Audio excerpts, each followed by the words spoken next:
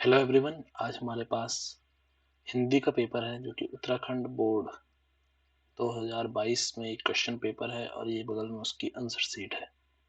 तो जैसा आप देख सकते हैं ऐसा ही कुछ आपका पेपर आएगा और ऐसे आपको आंसर शीट भरने के लिए आएगी। ये इससे आगे पूरा फुल पेज रहता है जिसमें नंबर्स लिखे रहते हैं, कौन सा नंबर कौन से क्वेश्चन में कितने नंबर मिले, और यहाँ पे आपको अपनी डिटेल भरनी होती है। ऐसे ही आपको अपना रोल नंबर अंकों में, उसके बाद रोल नंबर शब्दों में भरना होता है, उसके बाद प्रश्न पत्र कोड। तो देखिए ये 201 HOA यहाँ पे लिखा हुआ है, ये आपको यहाँ पे भरना होता है परीक्षा का दिन, यानी कि जिस दिन आपका पेपर हो रहा हो और परीक्षा की तिथि। ओके, और यहाँ पे आपको सेंटर का कोड दिया जाएगा। तो हर सेंटर का अपना अलग अलग कोड होता है। वही स्टैम्प आपके पेपर के ऊपर लगेगी जो यहाँ पे लगा होगा। ये अलग अलग सेंटर का है, पेपर अलग सेंटर का है, कॉपी अलग सेंटर की है। यहाँ पे ऐसे आपको कोड दिया होगा, वो आपको यहाँ भरना है और आपका रूम नंबर। बाकी ये डिटेल आपके टीचर्स द्वारा भर जाएगी। ऐसे ही ये पेपर है, यहाँ पे आपको निर्देश दिए गए हैं। निर्देश क्या है? ये इस प्रश्न पत्र के दो खंड अ और ब हैं। दोनों खंडों में पूछे गए सभी प्रश्नों का उत्तर देना अनिवार्य है। उत्तर यथासंभव क्रमवार लिखिए और प्रश्नों के अंक उनके सम्मुख अंकित है। तो ये आपने निर्देश आपने पढ़ लिए। फर्स्ट क्वेश्चन आपका आएगा अनसीन पैसेज बोलते हैं जिसको, गद्यांश गद्यांश बोलते हैं। तो उससे रिलेटेड आपको गद्यांश पढ़ना है और उसके आंसर देने। तो ये क्वेश्चन है साहित्य किसे कहते हैं। तो आइए हम चेक करते हैं कि इसका आंसर क्या लिखा हुआ है। ये इसके क्वेश्चन है और ये दूसरी तरफ उसके आंसर है।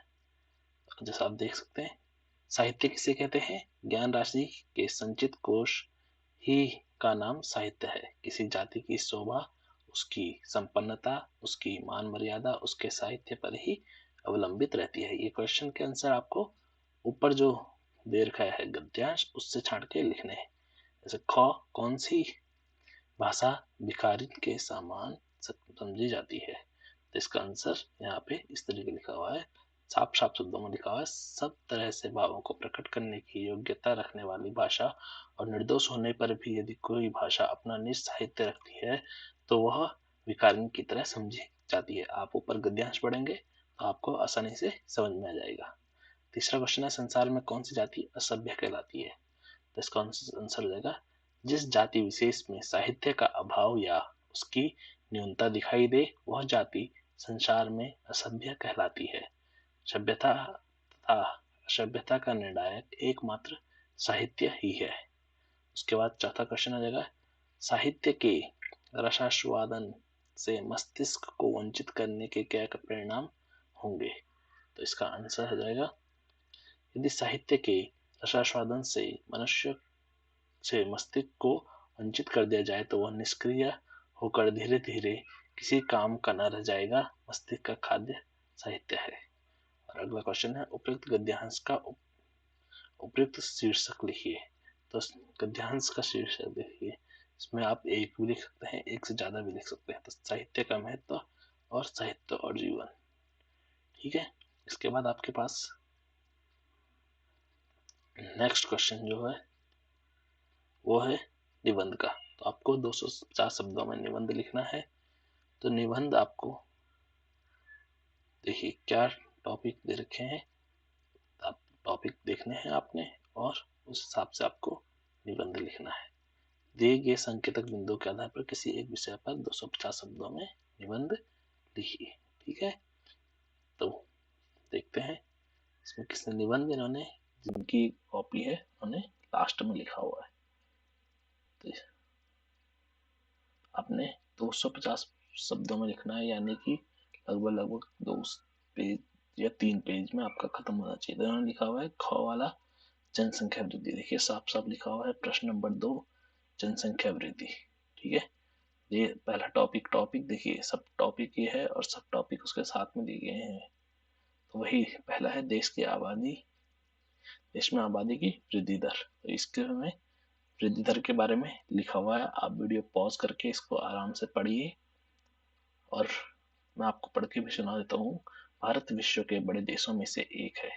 यह क्षेत्रफल की दृष्टि से एवं जनसंख्या की दृष्टि से एक विशाल देश है। यहाँ अनेक धर्मों के लोग निवास करते हैं। देश में आजादी के बाद से जनसंख्या में अधिक वृद्धि हुई है। यह वृद्धि दर इतनी तेज है कि भारत विश्व का दूसरा सबसे बड़ा जनसंख्या की दृष्टि से राज्य है। अगर जनसंख्या वृद्धि इसी प्रकार होती रही तो भारत कुछ समय बाद भारत विश्व का पहला सबसे बड़ा जनसंख्या की दृष्टि से राज्य या देश हो जाएगा। ठीक है, उसके बाद दूसरा सब टॉपिक था जनसंख्या वृद्धि से उत्पन्न संकट। तो इससे क्या क्या संकट उत्पन्न हुए हैं, हेडिंग आपने भी ऐसे ही करना है, हेडिंग करना है और टॉपिक को ऐसे पॉइंट्स में लिखिए तो आसानी रहेगी। जनसंख्या वृद्धि से निम्न संकट उत्पन्न हो सकते हैं। अब आपको साफ साफ छोटे छोटे वर्डों में, आपके पास क्योंकि 3 घंटे का ही टाइम होता है तो आपने फटाफट अपने सारे क्वेश्चन अटेंड करने हैं। तो देश में भोजन की व्यवस्था नहीं है, अर्थात भोजन की कमी हो रही है। देखेंगे आप जितना, क्योंकि हमारा जो खेती है वो लिमिटेड ही है, लेकिन अगर जनसंख्या बढ़ती रही तो हमारे सामने क्या क्या ये संकट उत्पन्न हो सकते हैं। साथ में इतनी अधिक जनसंख्या को रहने के लिए आवास उपलब्ध नहीं है। बेरोजगारी में अत्यधिक वृद्धि हो रही है। जंगलों का अत्यधिक दोहन हो रहा है जिस कारण हानिकारक प्रभाव पड़ रहे हैं। प्रदूषण की समस्या बढ़ रही है। खनिजों का अत्यधिक दोहन हो रहा है। उसके बाद है तीसरा सब टॉपिक था भविष्य की जनसंख्या की स्थिति। यदि भारत की जनसंख्या में इसी प्रकार तेजी से परिवर्तन होता रहा तो भविष्य में जनसंख्या की अत्यधिक वृद्धि हो जाएगी। देश जनसंख्या की दृष्टि से विश्व में प्रथम स्थान पर आ जाएगा, जिस कारण यहाँ बेरोजगारी, आवास, खाद्य संबंधी समस्याओं से लेकर पलायन तक की समस्याएं आ सकती हैं। जनसंख्या वृद्धि एक ऐसी समस्या है जिसमें कम करने के लिए अनेक कार्य किए गए हैं, परंतु अभी तक कोई नियंत्रित नहीं हो पाया है। अभी तक की जनसंख्या नियंत्रित नहीं हो पाई या नहीं हो पाया। क्या उपाय हम और कर सकते हैं? तो जनसंख्या नियंत्रण के उपाय, ये चौथा टॉपिक जो यहाँ पे सब टॉपिक था उसके बारे में लिखा है। शिक्षा के प्रति जागरूकता लाकर भी जनसंख्या वृद्धि को रोका जा सकता है। सामाजिक मान्यताओं और रूढ़िवादी परंपराओं को तोड़कर, हम दो हमारे दो के पथ पर चलकर, बाल विवाह को रोककर लोगों को जनसंख्या के प्रभाव के बारे में जागरूक बनाकर आगे देखेंगे। लोगों को जनसंख्या वृद्धि से होने वाली हानि के बारे में बताकर, लोगों को उचित शिक्षा देकर, सरकार द्वारा जनसंख्या वृद्धि कम करने के लिए अनेक कानून बनाकर, सरकार द्वारा जनसंख्या वृद्धि कम करने के लिए अनेक योजनाएं बनाकर, लास्ट में हम उपसंहार टाइप का कुछ लिखते हैं थोड़ा सा। सरकार के साथ साथ हमारा भी दायित्व है कि हम जनसंख्या को बढ़ने से रोकें, ताकि देश में सभी प्रकार की सुविधाएं हों, रोजगार बढ़े, पलायन रोके एवं देश प्रगति के पथ पर बढ़ता जाए। हम फिर भारत को विश्व गुरु बनाएंगे। रखना है अपने मन में दम कि जनसंख्या वृद्धि में कम। उसके बाद आपका 2 क्वेश्चन कंप्लीट हो गए। उसके बाद थर्ड क्वेश्चन प्रश्न 3 यहाँ पे लिखा हुआ है। देखेंगे हम प्रश्न क्या था। तो प्रश्न हमारे पास था, आपके मित्र ने परीक्षा में प्रथम श्रेणी में उत्तीर्ण की है, इस उपलक्ष्य में मित्र को बधाई। एक तो आपको बधाई पत्र लिखना था और दूसरा है आपको संपादक पत्र लिखना है। तो यहाँ पे संपादक पत्र लिखा गया है। तो आप देखिए ऊपर उन्होंने क्वेश्चन का शॉर्ट में लिख के शुद्ध पेयजल आपूर्ति हेतु पत्र लिखा हुआ है। तो क्या लिखा हुआ है? सेवा में संपादक महोदय, अमर उजाला, देहरादून, उत्तराखंड। विषय देखिए ब्लैक हेडिंग या ब्लैक पेन से लिखा हुआ है ताकि वो हाईलाइट रहे। विषय शुद्ध पेयजल की आपूर्ति हेतु पत्र। लिखा हुआ है, महोदय निवेदन इस प्रकार से है कि मैं आपके समाचार पत्र अमर उजाला के माध्यम से अपने क्षेत्र, जो भी आपका क्षेत्र है वहां से, अपने क्षेत्र विकासनगर में शुद्ध पेयजल की आपूर्ति को लेकर नगर निगम के अधिकारियों का ध्यान आकर्षित करना चाहती हूँ। जो भी आप लिखेंगे। हमारे क्षेत्र विकासनगर में लगभग 1 से 2 सप्ताह पूर्व पेयजल के लिए नगर के सभी लोगों द्वारा जल विभाग के अधिकारियों को पत्र लिखा गया, परंतु उन्होंने इस पर कोई कदम नहीं उठाई। हमारे नगर में 1 मास से शुद्ध जल नहीं आ रहा है। मिट्टी भरे इस पानी का हम उपयोग नहीं कर सकते हैं। इसके कारण अनेक बच्चों एवं बूढ़ों में हैजा, टाइफाइड जैसे रोग उत्पन्न हो रहे हैं, अतः हमें शुद्ध जल के लिए बहुत दूर जाना पड़ता है। इस कारण हमारा समय नष्ट हो रहा है। शुद्ध जल की आपूर्ति न होने के कारण पूरा नगर अस्त व्यस्त हो गया है। विशेषकर पीने की जल की समस्या उत्पन्न हो गई है, जिसके लिए हमें अपना समय तथा पैसा व्यर्थ करके बहुत दूर के दूसरे नगर में जाना पड़ता है। आशा है आप अपने समाचार पत्र में हमारी समस्या को लिखने का प्रयास करेंगे। उसके बाद धन्यवाद सहित आपकी डेट और आपका नाम, आपका एड्रेस। ठीक है। उसके बाद क्वेश्चन नंबर 4 है, निम्नलिखित वाक्य के आधार पर सही क्रिया विहित छांट कर लिखिए। तो ये शॉर्ट आंसर है। आपको 1 नंबर का क्वेश्चन है, आपको ज्यादा बड़ा आंसर नहीं लिखना है, नहीं आपको क्वेश्चन उतारना है, आपके पास इतना टाइम नहीं है। तो किसान फसल उगाता है, 4 ऑप्शन है, उनसे एक लिखना है।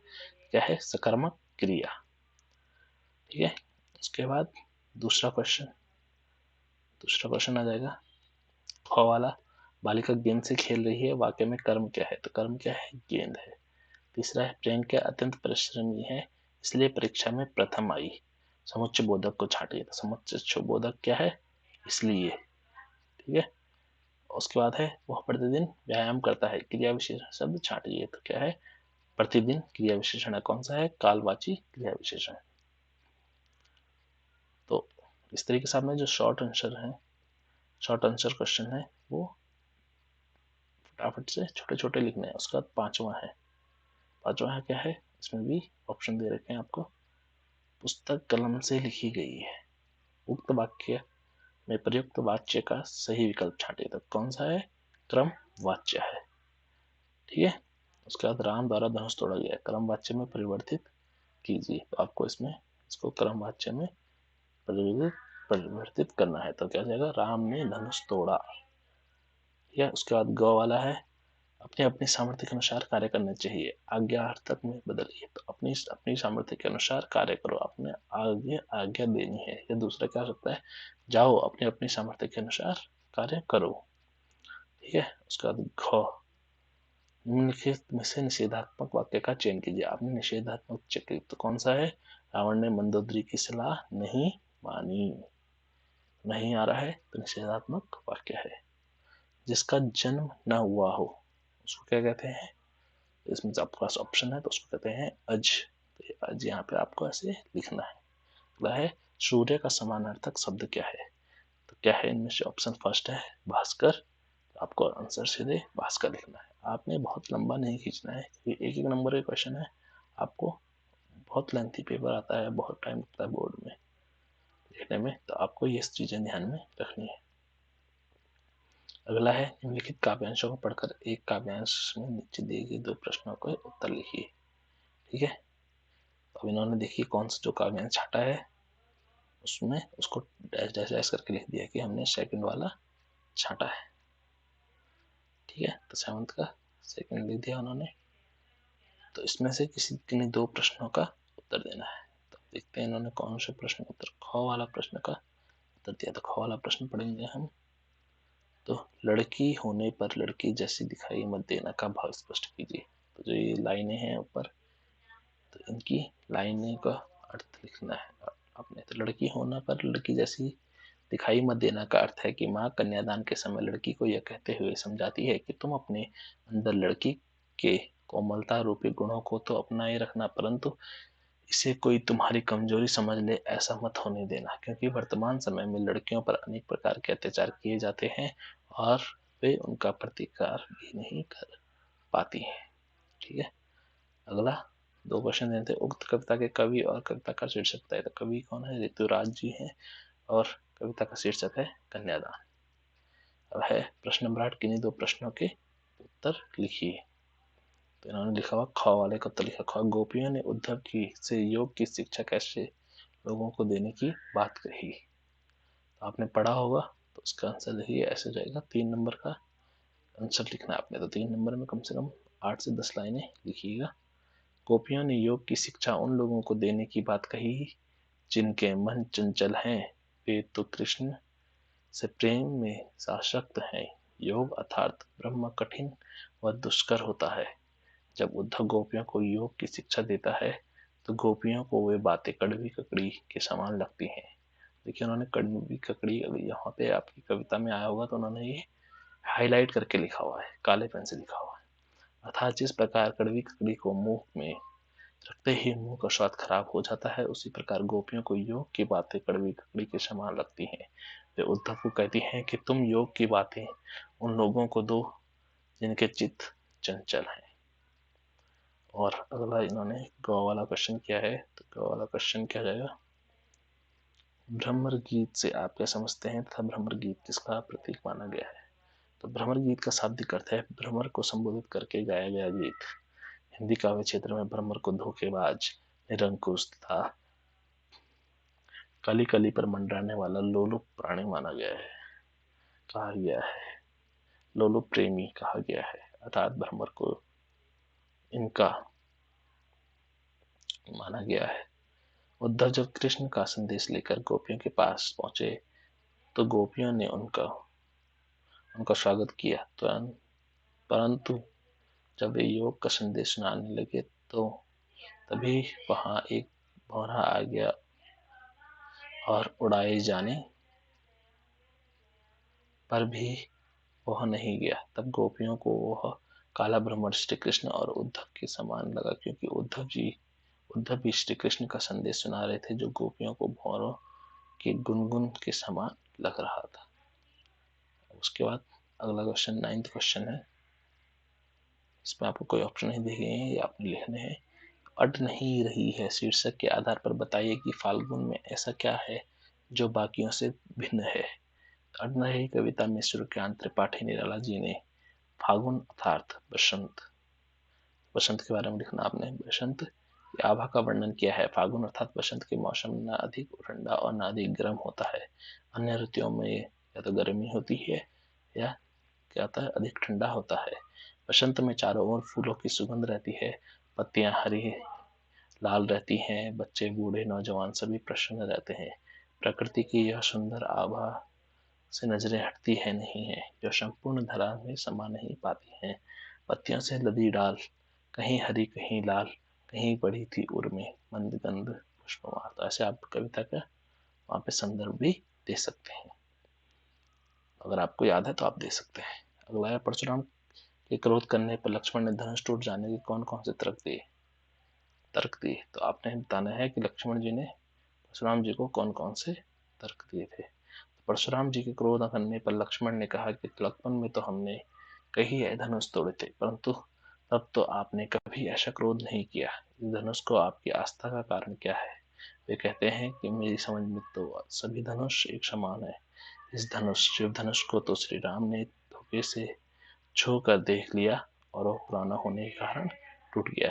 वे कहते हैं कि श्री राम जी ने यह धनुष धोखे से अर्थात गलती से पकड़ लिया था, तो वह पुराना होने के कारण उनके छूते ही टूट गया। इस प्रकार लक्ष्मण ने धनुष को टूटने के लिए इसके पुराने होने का तर्क दिया।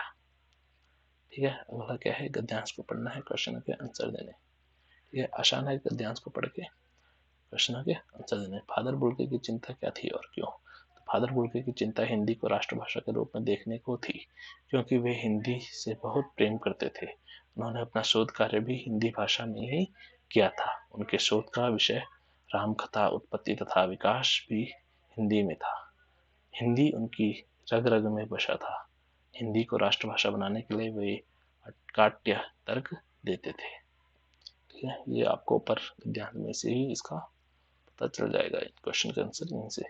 हिंदी वालों द्वारा हिंदी की उपेक्षा पर फादर बुल्के की क्या प्रतिक्रिया हुई। हिंदी वालों द्वारा हिंदी की उपेक्षा करने पर वे चिल्लाते और उन्हें बहुत दुख होता था, क्योंकि हिंदी से वे प्रेम करते थे। उन्हें बहुत दुख होता जब वे हिंदी वालों के द्वारा ही हिंदी की उपेक्षा की जाती। हिंदी उनकी रग रग में बसी थी।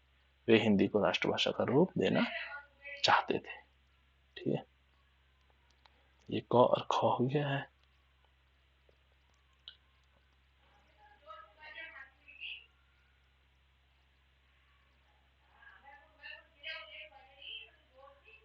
उसके बाद 11th क्वेश्चन, कोई दो क्वेश्चनों के आंसर लिखने हैं। तो इसमें से ख वाला लिखा हुआ है, फादर बुल्के भारतीय संस्कृति के अभिन्न अंग है, किस आधार पर ऐसे कहा जा सकता है? तो इसका आंसर हो जाएगा फादर बुल्के भारतीय संस्कृति के अभिन्न अंग थे। ये 47 वर्ष तक भारत में रहे, उन्होंने यहाँ मानव सेवा की। उनका जन्म वैसे ही तो बेल्जियम के रिचैपल शहर में हुआ था, परंतु उन्होंने अपनी कर्मभूमि भारत को बनाया। वे स्वयं को भारतीय कहते थे। फादर बुल्के संकल्प से सन्यासी थे। दासियों दासियों दसियों साल बाद मिलने पर भी वे अपने अपनत्व की भावना को अनुभव कराते थे। बड़े से बड़े दुख में उनके मुख से सांत्वना के 2 शब्द संतोष प्रदान करते थे। उन्होंने भारत को ही अपना कर्मभूमि बनाया। उपयुक्त कारण से फादर बुल्के भारतीय संस्कृति के अभिन्न अंग थे। अगला क्वेश्चन है, पठित पाठ के आधार पर बताइए कि बाल गोविंद भगत सामाजिक मान्यता को नहीं मानते थे। इसका आंसर है बाल गोविंद भगत सामाजिक मान्यता को नहीं मानते थे, क्योंकि पुत्र की मृत्यु के समय उन्होंने बेटे को मुखाग्नि उनकी बहू के हाथों लगवाई थी, जबकि सामाजिक मान्यता में उन्हें यह अधिकार नहीं है। दूसरा कारण था, पुत्र के अंतिम संस्कार के बाद उन्होंने अपनी पोतोहू को भाई को बुलाकर बहू की इच्छा के विपरीत उसकी दूसरी शादी करवाने का आदेश दे दिया था।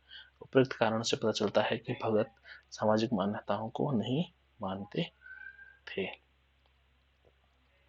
अगला क्वेश्चन 12th क्वेश्चन है, देखते हैं इसमें क्या करना है। 3 नंबर का क्वेश्चन है 12th का ए या क। हालदार साहब हमेशा चौराहे पर रुकते और नेताजी को निहारते, क्यों? नेताजी का चश्मा कहानी के आधार पर स्पष्ट कीजिए। तो कहानी के आधार पर आपने बताना है। तो ये लिखा हुआ है, हालदार साहब एक देशभक्त थे। वे चौराहे पर लगी सुभाष चंद्र बोस की मूर्ति को निहारते थे। क्यों निहारते थे? इसके निम्न कारण थे। ठीक है, हालदार साहब एक देशभक्त थे। वे चौराहे पर लगी सुभाष चंद्र बोस जी को मूर्ति को देखते थे। कैप्टन की मृत्यु के बाद वे सरकंडे का चश्मा लगी मूर्ति को देखने के लिए रुका करते थे। उसके बाद वे पान खाने के लिए भी चौराहे पर रुकते थे। वे एक सच्चे देशभक्त थे और उन्हें नेताजी के बिना चश्मे वाली मूर्ति उनका अपमान लगती थी, इसलिए वे चौराहे पर रुकते थे। अगला है, बाल गोविंद भगत की दिनचर्या के लोगों के अचरज का कारण क्यों थी? तो बाल गोविंद भगत जी थे, उनकी दिनचर्या लोगों के लिए अचरज का कारण क्यों थी?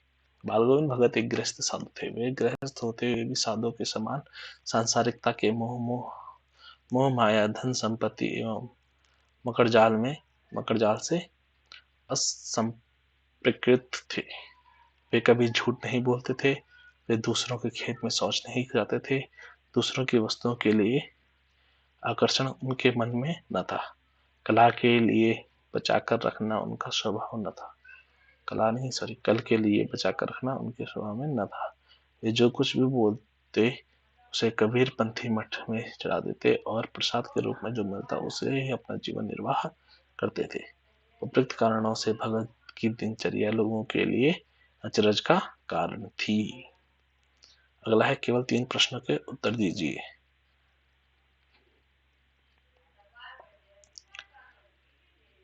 तो अब है, इसमें 3 प्रश्नों के उत्तर दिए थे। ख वाले का उत्तर लिखा हुआ है, जॉर्ज पंचम की कहानी के आधार पर सरकारी तंत्र की मानसिकता को स्पष्ट कीजिए, वर्णन कीजिए। ठीक है, तो जॉर्ज पंचम की नाक कहानी सरकारी तंत्र के काम न करने की मानसिकता को एवं कार्य को एक दूसरे के ऊपर टालने की मानसिकता को प्रदर्शित करता है। सरकारी तंत्रों ने जिस प्रकार जॉर्ज पंचम की नाक को लगाने तथा उसकी नाक बचाने के लिए एक निर्दोष व्यक्ति की नाक बुत पर लगा दी, वह उनकी काम को एक दूसरे के ऊपर टालने की मानसिकता को दिखाता है। उसके बाद, गंगटोक को मेहनतकश बादशाहों का शहर क्यों कहा जाता है? स्पष्ट कीजिए। तो गंगटोक को मेहनतकश बादशाहों का शहर कहा जाता है क्योंकि गंगटोक एक पर्वतीय नगर है। यहाँ पर्वतीय ऊंचे नीचे रास्तों पर चलने के लिए कठिन परिश्रम करना पड़ता है। गंगटोक का इतिहास इस बात की गवाही देता है। गंगटोक के नगर की प्रत्येक वस्तु यह प्रदर्शित करती है कि यह मेहनतकश बादशाहों का शहर है। इसके बाद, साना साना हाथ जोड़ी कहानी के आधार पर बताइए कि प्रकृति ने जल संचय की व्यवस्था किस प्रकार की है। साना साना हाथ जोड़ी कहानी के अनुसार प्रकृति ने जल संचय की व्यवस्था निम्न प्रकार से की है। हिमालय के पर्वतों पर स्थित बर्फ के रूप में प्रकृति ने जल को संचय किया है, जो गर्मियों में पिघलकर जल प्रदान करता है। यह जल नदियों में आता है। प्राकृतिक झीलों नदियां भी एक जल संचय की व्यवस्था है। भूमिगत जल के द्वारा भी हम गर्मियों में जल प्राप्त करते हैं। ठीक है, अब आपकी अनिवार्य संस्कृत आ गई है। तो क्या है कि 3 प्रश्नों के उत्तर देने, वही है गद्यांश में से छाट के 3 प्रश्नों के उत्तर दीजिए। हरिद्वारम उत्तराखंडस्य कीदृश नगरम अस्ति। तो उत्तर आंसर हो जाएगा इसका हरिद्वारम उत्तराखंडस्य ऐतिहासिकम सांस्कृतिकम पौराणिकम विश्वविख्यातम नगरम अस्ति। हरिद्वारस्य कणे कणे के व्याप्ता सन्ति। हरिद्वारस्य कणे कणे भारतीय संस्कृति राष्ट्रीय भावो देशस्य गरिमाबोध च व्याप्ता सन्ति। अगला एक ही करने देना, तीसरा वाला छोड़ के चौथा वाला क्या है, हरिद्वार से कानि अप्राणानि नामानि पुराणेषु वर्णिता, यानी कि हरिद्वार को पुराने में कौन कौन से नामों से जाना जाता है। तो ये सब लिखे हुए हैं यहाँ पे। हरिद्वारम यही लिखा हुआ आंसर भी। स्वर्गद्वारम तपोवनम माया क्षेत्रम मायापुरी कपिलाश्रम कपिलाच अथैव हरिद्वारस्य अनगिणानि नामानि पुराणेषु वर्णन्ति सन्ति। ठीक है, तो ये अपठित गद्यांश आ गया अनिवार्य संस्कृत से। ये पद्य भी अनिवार्य संस्कृत से हुआ। तो 2 प्रश्नों के उत्तर देने हैं। ठीक है, ये तो प्रश्न नंबर 15 का उत्तर है। वहिनी मध्ये तपनादकः क्लिश्यमाने नास्ति। नहीं सर, ख वाले का है सुवर्णस्य मुख दुखम किम करोति, और ग क्वेश्चन है जना स्वर्ण क्या तोलयन्ति। तो ये 3 प्रश्न है, इनमें से 2 के उत्तर ये लिखे हुए। सुवर्णस्य मुख्य दुखम ताड़नाद तापनादः वही मध्ये विक्रयादिशमनः अस्ति। जनाः सुवर्णः कुच्छायः तोलयन्ति। ठीक है, तो उसके बाद अगला क्वेश्चन 16th क्वेश्चन।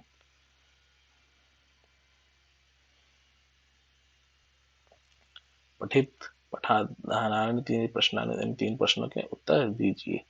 तो ये 16 का क वाला है। सत्संगति इति शब्द का अर्थ। सत्संगति का क्या अर्थ है? सत्संगति इति शब्द अर्थ सज्जनाना संगति इति, यानी कि सज्जनों की संगति ही सत्संगति कहलाती है। दूसरा है मुनय किम प्राप्तुम हिमालय गच्छति, यानी कि मुनि क्या प्राप्त करने हिमालय गए।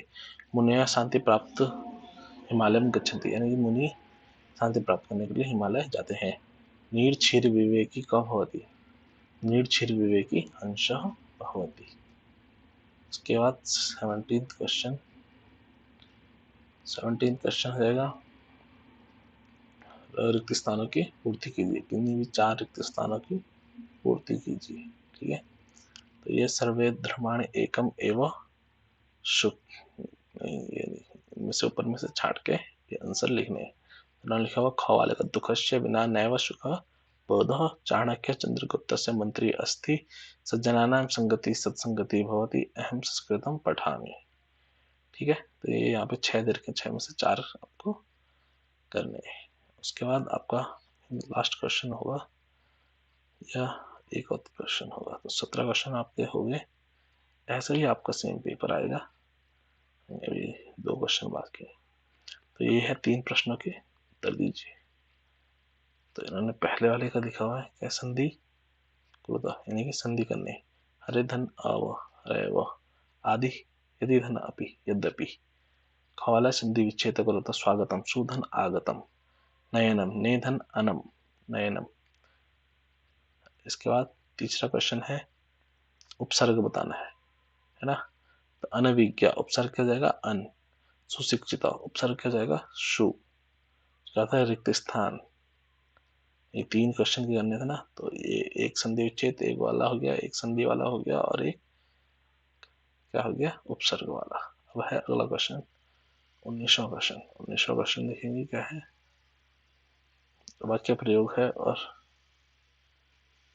वाक्य प्रयोग है। तो किन्हीं 4 के वाक्य प्रयोग करने हैं या तो क्या करना है, संस्कृत अनुवाद करना है। तो आपको जो भी ठीक लगेगा आप वो करो।